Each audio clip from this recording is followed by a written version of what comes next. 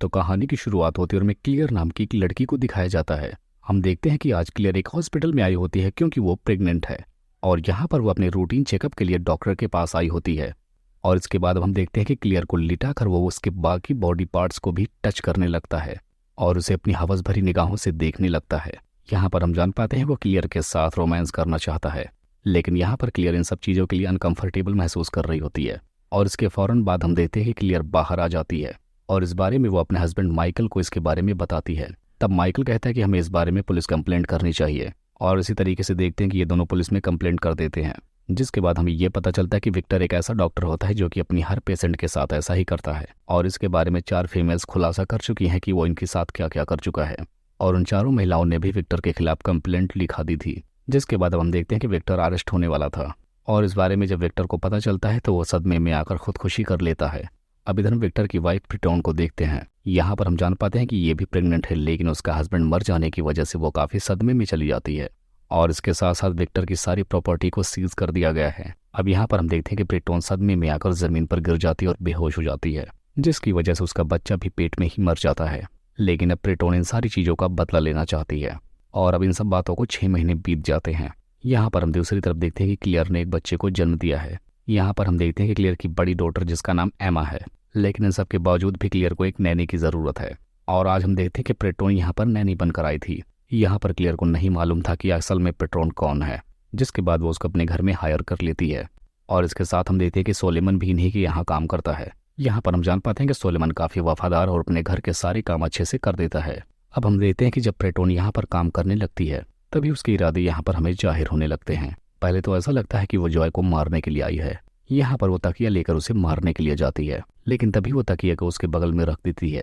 यहाँ पर तब हमें पता चलता है कि प्रीटोन को सिर्फ एक बात का ही दुख है, वो बस सिर्फ क्लियर से ही बदला लेना चाहती है। यहाँ पर उसका आइडिया यह है कि वो क्लियर को इस घर से निकलवा देगी और वो इसकी पूरी फैमिली को अपनी फैमिली बना लेगी।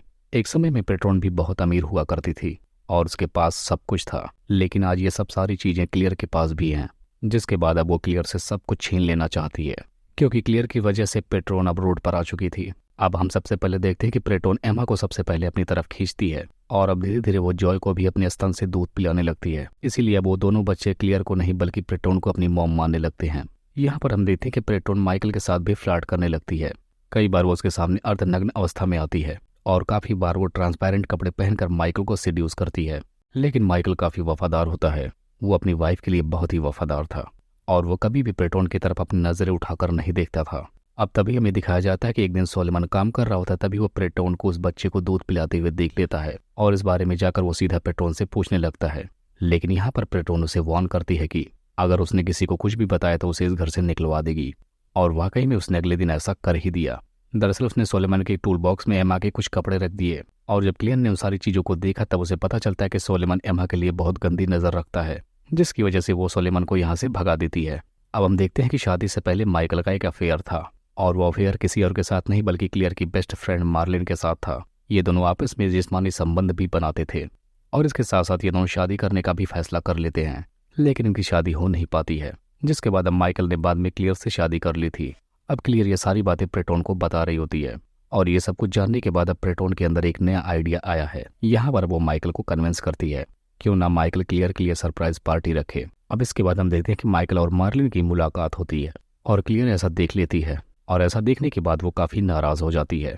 यहाँ पर वो माइकल पर चिल्लाते हुए कहती है कि तुमने मार्लिन को यहाँ पर बुलाया है और उसके साथ तुम इंटीमेट भी हुए हो, लेकिन माइकल इन सारी बातों से इनकार कर देता है और इस कपल की लड़ाई यहाँ पर मौजूद सारे लोग सुन लेते हैं, जिसकी वजह से यहाँ पर पार्टी की ऐसी की तैसी हो जाती है। जिसके बाद हम देखते हैं कि माइकल और क्लियर के बीच दूरियां बढ़ने लगती हैं। यहाँ पर अब क्लियर को भी रियलाइज होने लगा है कि जब से प्रीटोन इस घर में आई है सारी चीजें कुछ उल्टा हो रही हैं और अब इसके बाद प्रीटोन इन दोनों की बातें सुन लेती है। आज उसने ग्रीन हाउस में क्लियर को मार डालने का प्लान बना रखा। जैसे ही क्लियर इस ग्रीन हाउस के दरवाजे को खोलेगी तभी इस घर का सीलिंग हाउस अचानक से उसके ऊपर गिर जाएगा, जिसकी वजह से उसकी मौत भी हो जाएगी और अब ऐसे में प्रीटोन का नाम भी नहीं आएगा और ऐसे करके प्रीटोन हमेशा के लिए इस फैमिली में स्थापित हो जाएगी।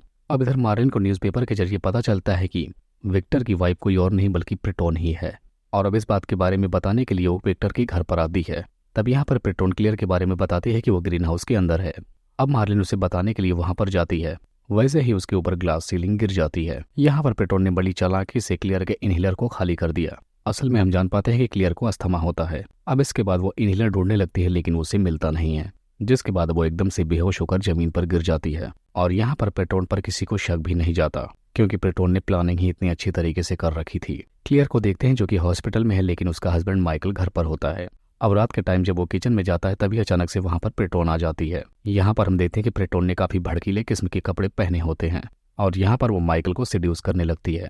यहाँ पर ये दोनों एक दूसरे को देखने लगते हैं, जिसके बाद यहाँ पर ये दोनों आपस में किस करना शुरू कर देते हैं। अब दूसरी तरफ हम देखते हैं कि क्लियर एकदम ठीक हो चुकी है, लेकिन अब ठीक होते ही वो सबसे पहले विक्टर के ऑफिस में जाती है और अब वो जैसे ही घर आती है तो सीधा पेट्रोन को जाकर एक थप्पड़ लगाती है।